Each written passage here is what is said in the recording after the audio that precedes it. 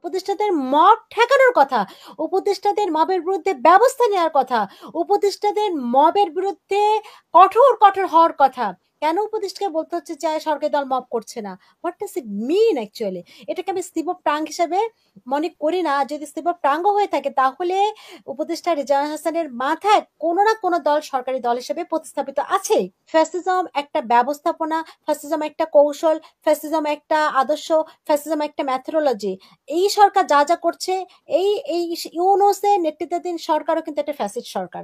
কারণ তাদের সঙ্গে জনগণের কোনো সম্পর্ক নাই। তারাই জনগণকে তাদের সাথে ব্যবহার করছে। তারাই মব উস্কাচ্ছে এবং মবতন্ত্রের উপর যে সরকার টিকে থাকে সেটি অবশ্যই ফ্যাসিস্ট সরকার। এর আগে আমরা দেখেছি যে শেখ হাসিনার যেরকম জুতাপেটা করা হচ্ছে, আমরা গতকালকে দেখেছি জিয়াউর রহমানের ছবিতে সেরকম জুতাপেটা করা হয়েছে। এই যে একটা রাজনৈতিক সংস্কৃতি, যে স্লোগানগুলো আমার ছাত্ররা কালকে ব্যবহার করেছে, শিক্ষক হিসাবে আমি মনে করি না একটা শিক্ষা প্রতিষ্ঠানে কোনো শিক্ষার্থী এই ধরনের স্লোগান ব্যবহার করতে পারে। এটা আমাদের রাজনৈতিক সংস্কৃতির ক্ষেত্রে সবচেয়ে ভয়াবহতা।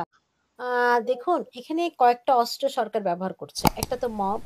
এই মব অস্ত্র দিয়ে যেমন আপনার এই সহিংসতাকে বৈধ করছে, তাদের সুবিধা মতো সহিংসতাকে বৈধ করছে। এই মব দিয়ে নির্বাচন, যেটা মোশাররফ ভাই বললেন, নির্বাচনকে না হওয়ার একটা পরিস্থিতি তৈরি করা, যে বাংলাদেশে এখন নির্বাচনের মতো পরিস্থিতি নাই, সেটা তৈরি করছে। এই মবের একটা অর্থনীতি আছে আমি বললাম, যেটা হলো মব করে টাকা চাওয়া, মব করে জমি দখল, মব করে আপনার সম্পত্তি করা, মানে সম্পত্তি আয়ত্তে আনা, জোর করে জোর জবরদস্তি করা। তো এই মব হলো বর্তমান রাষ্ট্র চালনায় একটা বড় রকমের আমি মনে করি এখন প্রাতিষ্ঠানিকতা পেয়েছে। এখন দেখুন খুব ইন্টারেস্টিং যেটা আশরাফ ভাই বলার চেষ্টা করেছেন, আমাদের আইন উপদেষ্টা, আমাদের সম্মানিত শিক্ষক, আমার সহকর্মী ডক্টর আসিফ নজরুল স্যার বলেছেন যে যে কেন এত মামলার বাদী, মানে আসামি এত 400 500 700 800, বলছে জনরোষে জনরোষ, মানে কেউ কুলাতে পারছে না।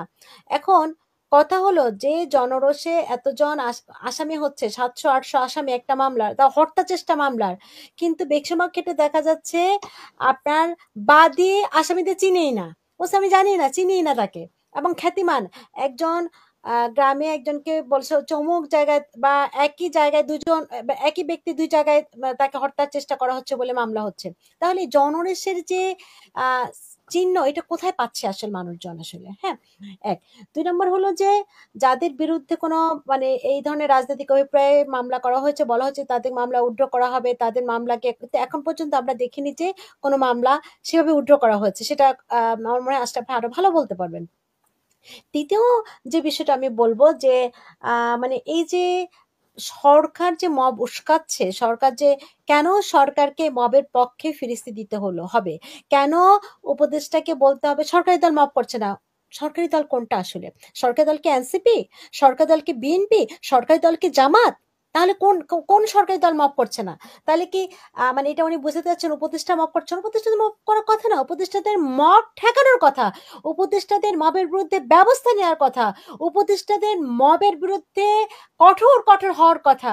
কেন উপদেষ্টাকে বলতে হচ্ছে যে সরকারি দল মব করছে না? What does it mean actually? এটাকে আমি স্লিপ অফ টাং হিসাবে মনে করি না। যদি স্লিপ অফ টাংও হয়ে থাকে তাহলে উপদেষ্টা রেজাউল হাসানের মাথায় কোনো না কোনো দল সরকারি দল হিসেবে প্রতিস্থাপিত আছেই, যারা এই উনি মবকে যেটা বলেছেন সরকার এবং সরকারের দল, তো হ্যাঁ, সরকার কি মব করেনি? না, এই যে সরকারের দল কোনটা আসলে তাহলে? এখন এনসিপির বেশিরভাগ ক্ষেত্রে আমরা দেখেছি, যেটা একটু আগে মোশাররফ ভাইও বলছেন, আশরাফ ভাইও বলেছেন, যে গাজীপুরের যে ঘটনা হলো অপারেশন ডেভিল, যে এখন সরকারের সঙ্গে না চললে, সরকারকে না সমর্থন দিলে, সরকারের পক্ষে না থাকলে সেই ডেভিল আসলে। এখন তাকে তাকে তাকে মপ করলে সেটা হয়ে যাচ্ছে আসলে জনরোষ, সেটা হয়ে যাচ্ছে প্রেশার গ্রুপ। এখন সরকারকে কেন এটার পক্ষে কথা বলতে হচ্ছে? সরকারের প্যারাডক্স কথা, সরকারের দ্বৈততা কথা। সরকার একবার বলছে মবকে সহ্য করা হবে না, মবের বিরুদ্ধে কঠোর ব্যবস্থা নেওয়া হবে, আবার অন্যদিকে বলছে যে এটা না মব না, এটা প্রেশার গ্রুপ। দেখুন তাহলে সুবিধা মতো সরকার জনগণকে সুবিধা মতো ব্যবহার করছে, বলছে যে গণ অভ্যুত্থানের উপর ভিত্তি করে বর্তমান সরকারের নৈতিক জায়গা, সেই জায়গাটা দেখুন জনগণে বলছে যে গণ অভ্যুত্থান জনগণের অভ্যুত্থান ঘটিয়েছে। হ্যাঁ, যখন আপনার বিভিন্ন রকম স্টেক হোল্ডার তৈরি হচ্ছে আন্দোলনের, কিন্তু এটা গণ অভ্যুত্থান, তার মানে জনগণই এটা করেছে। আর তখন আমরা দেখছি প্রধান উপদেষ্টা ইউকেতে এসে আপনার ইংলিশ মিডিয়াকে বলছেন যে বাংলাদেশের জনগণ তো 200 টাকা তারা কিছুই বোঝে না, তারা 200 টাকা দিলেই ভোট দেয়। দেখুন, তাহলে এই জনগণ শব্দটাকে দিয়ে কত রকম ক্যারিসমাটিক, কত রকম খেলাধুলা হচ্ছে। জনগণ কখনো বীর, এই জনগণই হলো আন্দোলন করেছে, জনগণই হলো সরকার আপনার ফ্যাসিস্ট সরকার ঠেকিয়েছে। আবার এই জনগণ, সেই জনগণে আবার কিছুই বোঝে না, তারা 200 টাকায় ভোট দেয়। সেই জনগণই আবার আক্রমণাত্মক হয়ে যায়, সেই জনগণকে আবার তৌহিদি জনতা হয়ে যায়, সেই জনগণই কখনো মুসল্লি হয়ে যায়, সেই জনগণই কখনো আপনার প্রেশার গ্রুপ হয়ে যায়। দেখুন, এইটাই হলো সাধারণ মানুষ, এই যে এই লেভেলটাই হলো সবচেয়ে বেশি রাজনৈতিক শক্তিশালী লেভেল, যেটাকে সব সরকারই তাদের নিয়ন্ত্রণবাদী চরিত্রের জন্য ব্যবহার করে। এখন দেখুন, শেখ হাসিনা চলে গেছেন মানে কিন্তু ফ্যাসিজম নিয়ে উনি ইন্ডিয়া চলে গেছে তা না। ফ্যাসিজম একটা ব্যবস্থাপনা, ফ্যাসিজম একটা কৌশল, ফ্যাসিজম একটা আদর্শ, ফ্যাসিজম একটা ম্যাথোডোলজি। এই সরকার যা যা করছে, এই এই ইউনূসের নেতৃত্বাধীন সরকারও কিন্তু একটা ফ্যাসিস্ট সরকার।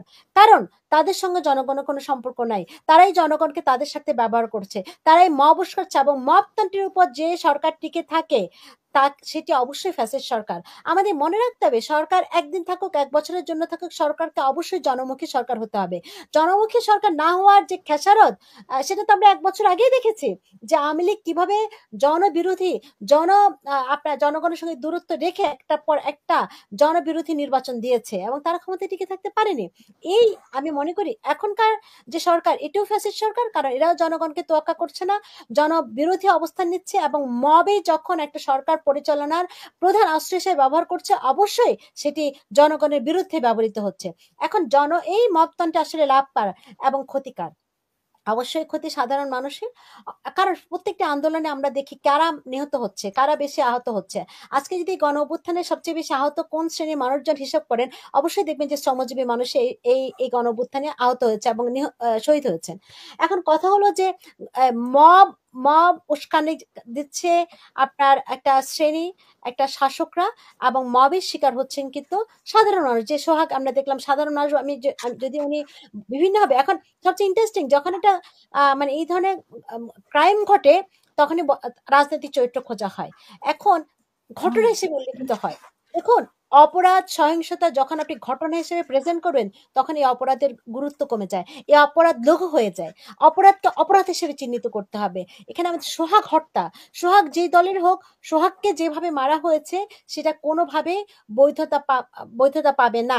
এবং দেখুন, এর আগে আমরা দেখেছি যে শেখ হাসিনার যেরকম জুতাপেটা করা হয়েছে, আমরা গতকালকে দেখেছি জিয়াউর রহমানের ছবিতে সেরকম জুতাপেটা করা হয়েছে। এই যে একটা রাজনৈতিক সংস্কৃতি, যে স্লোগানগুলো আমার ছাত্ররা কালকে ব্যবহার করেছে, শিক্ষক হিসাবে আমি মনে করি না একটা শিক্ষা প্রতিষ্ঠানে কোনো শিক্ষার্থী এই ধরনের স্লোগান ব্যবহার করতে পারে। এটা আমাদের রাজনৈতিক সংস্কৃতির ক্ষেত্রে সবচেয়ে ভয়াবহতা। এবং এই যে পুরো আন্দোলন, আমি একজন আন্দোলনের অংশীদার হিসেবে বলছি, এই আন্দোলনও কিন্তু পুরোটাই ছিল একটা, আমি মনে করি নারী বিদ্বেষী একটা চরিত্র ছিল। দেখুন, যেখানে রোকেয়ার আপনার পোস্টারে, রোকেয়ার আপনার ভাস্কর্যে, সেখানে যে ভাষায় রোকেয়াকে আপনার হেয় করা হয়েছে, অসম্মান জানানো হয়েছে, এবং মানে খানকি মাগি বলে বেশ এই আন্দোলন থেকে বলা হয়েছে। তাহলে আপনার যে বিষয়টি আমাদের স্পষ্ট দেখতে হবে যে পুরোটা একটি যে নারী বিদ্বেষী, পুরো একটি যে মুক্তিযুদ্ধ বিরোধী, পুরো একটি যে একটা ধর্মীয় গোষ্ঠীর একটা আমি স্পষ্ট বলতে চাই, জামাতে ইসলামের পৃষ্ঠপোষকতা এই সরকার চলছে, এবং এই মবকে উস্কাই দিচ্ছে আসলে সরকার নিজেদের টিকে থাকার জন্যই।